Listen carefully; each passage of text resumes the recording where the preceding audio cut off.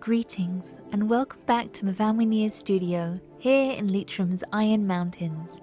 If you're new here, my name is Harriet, and today's video is the second part of my collaboration with my friend and fellow artist Yana Vallie over at her YouTube channel by the same name. Yana is a Bulgarian artist who is based in the UK, and she creates stunning, realistic watercolors and imaginative art journal spreads, inspiring her viewers to find their creative confidence through playful art journaling.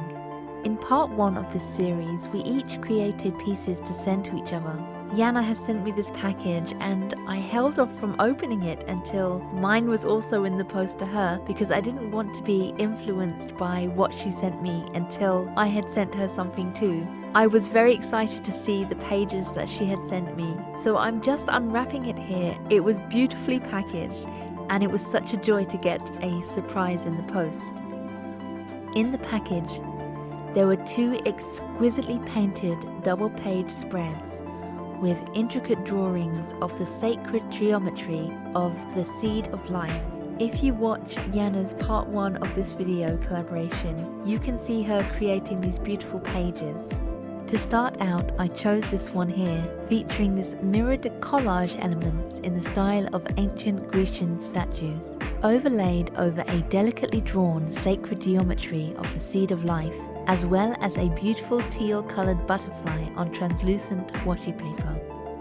The seed of life is a shape that is taken from the inner 7 circles of the flower of life symbol, which is also a symbol in sacred geometry.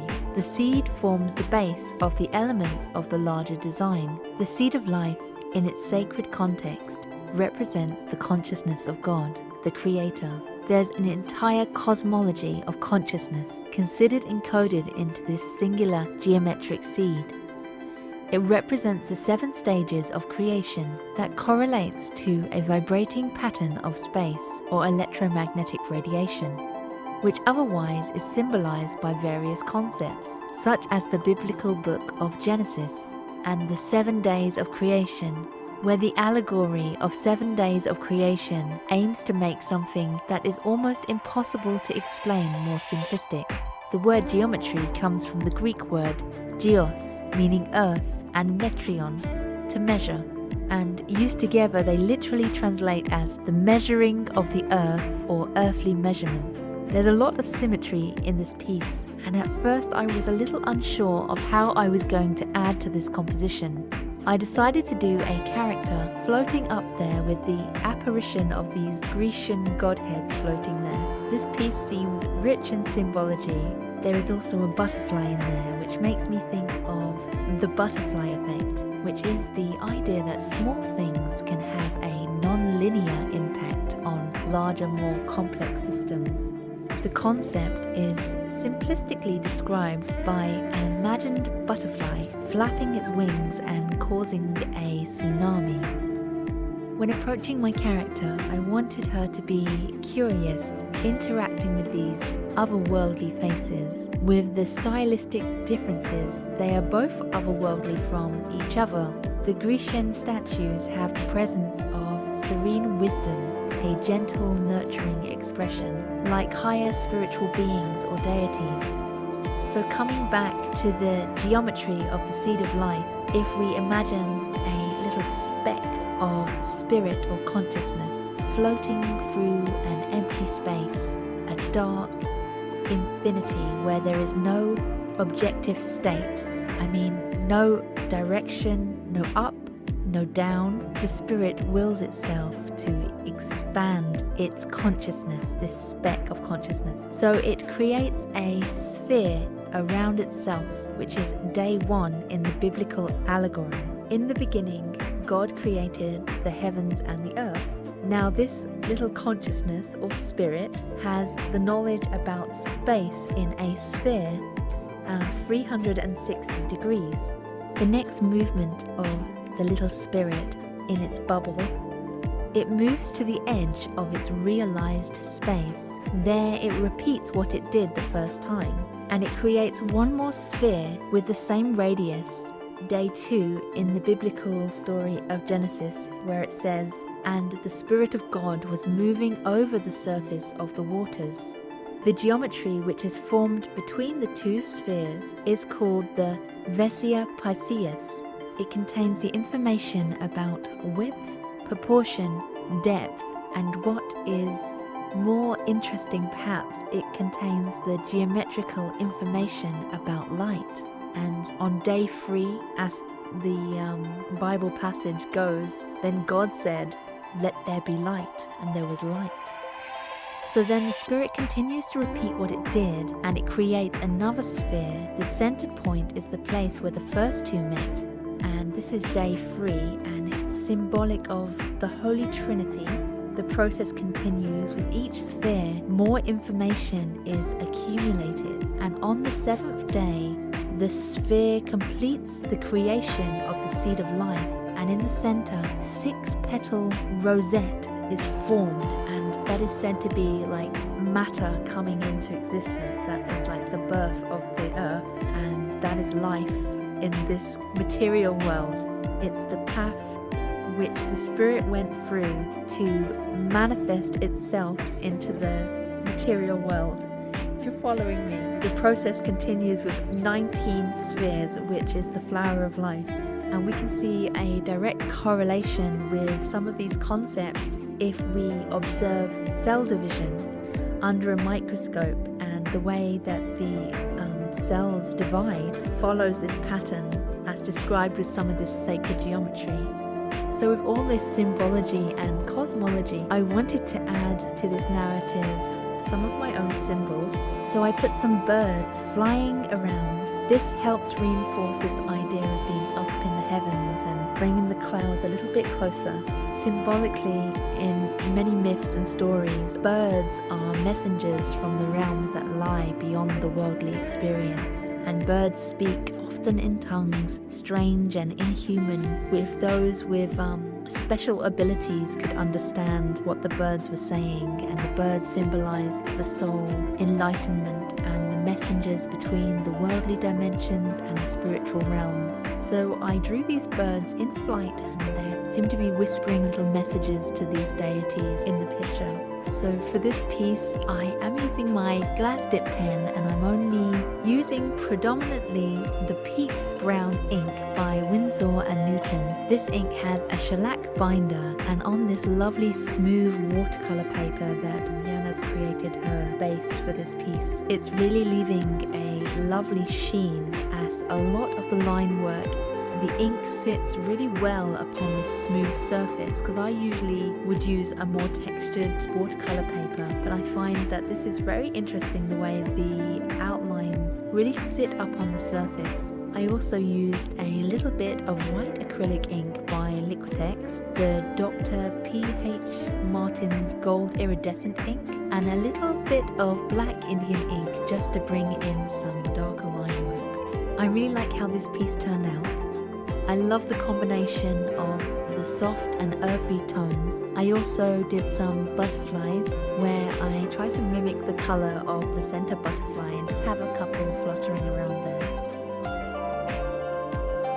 So for the second journal spread, we again have the sacred geometry of the seed of life, but this time it is set into a mandala. And because this spread is such a symmetrical piece, I wanted to try and do 2 characters being mirrored in some kind of double image. I wasn't sure if I was going to arrange it like a yin and yang, but I like the symmetry so much, so I stayed with that. And the way I did this was to quickly sketch my initial character concept. Once I was happy with a pose, I traced it in its most simplistic form onto tracing paper. I did this with a 2B pencil that gave me a nice dense pigmentation onto the tracing paper. And then on the back, after I had flipped it over to transfer my image, I did this with a mechanical pencil. So on the other line, I got quite fine, clean, neat lines to transfer. I just wanted a very basic outline, so my characters would have the same proportion to each other for a feeling of symmetry. Although I didn't want the characters to be absolutely identical, I wanted it to be almost close. I like the idea that there's two worlds. It's almost like the mandala is a gateway into a parallel dimension. The Seed of Life design is set into a circular mandala with decorative petals around the edge. A mandala across cultures is often thought of as a representation of the cosmos or the universe, metaphysically or symbolically a microcosm of the universe, a symbol of wholeness and connectivity, and a radiant model for the organizational structure of life itself, all the way down to its cellular structure and out into the vastness of space and the planets and galaxies above. I thought of this mandala as a sort of gateway into the looking glass, a parallel dimension. In this piece, I see the mandala like a center point, a gateway to the multiverse, into a parallel dimension. There's a series of books that I read a long time ago now called 𝐶 Speaks by this psychic spirit medium called Jane Roberts, who claimed to channel an energy personality that called himself 𝐶. I think the books were written in the 60s.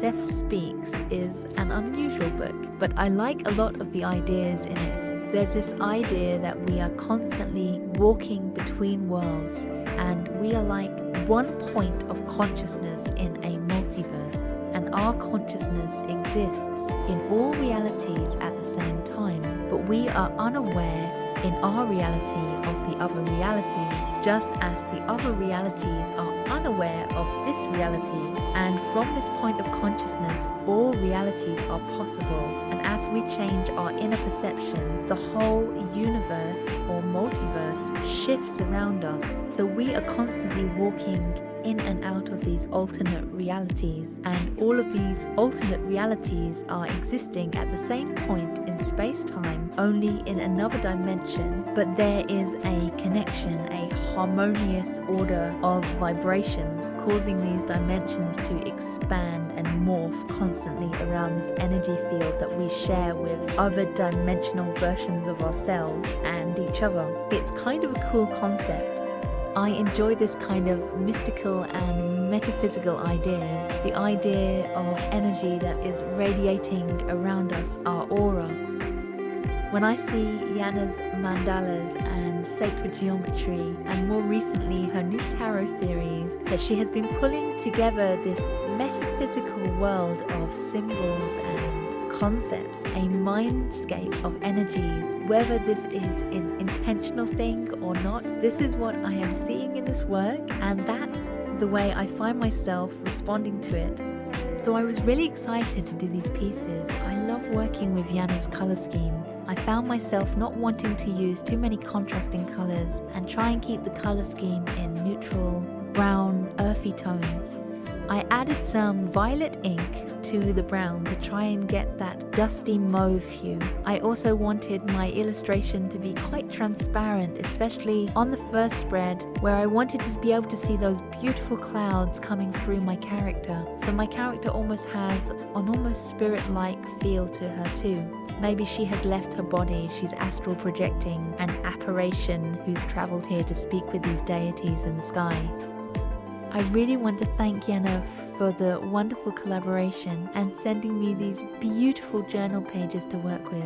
I really enjoyed being physically present with your beautiful artwork and seeing it in person. The way that the colours and the inks actually sit up on the paper and the way it has dried. I think there's something very brave in the way you use the watery mediums, Yana. But at the same time, I find it really elegant and refined. For a while I had wanted to do some playful art journaling, and I felt it was very special to do this collaboration for me and respond to Yana's creation, because she has been such an inspiration to me in the world of art journaling, and this process has definitely rekindled a love for this kind of journaling in me. Thank you so much. We're coming to the end of my time lapse now, and I do hope you enjoyed it. If you've made it this far, thank you so much for watching. Do have an inspiring and wonderful week, and I hope to see you all again soon for another video. Bye bye!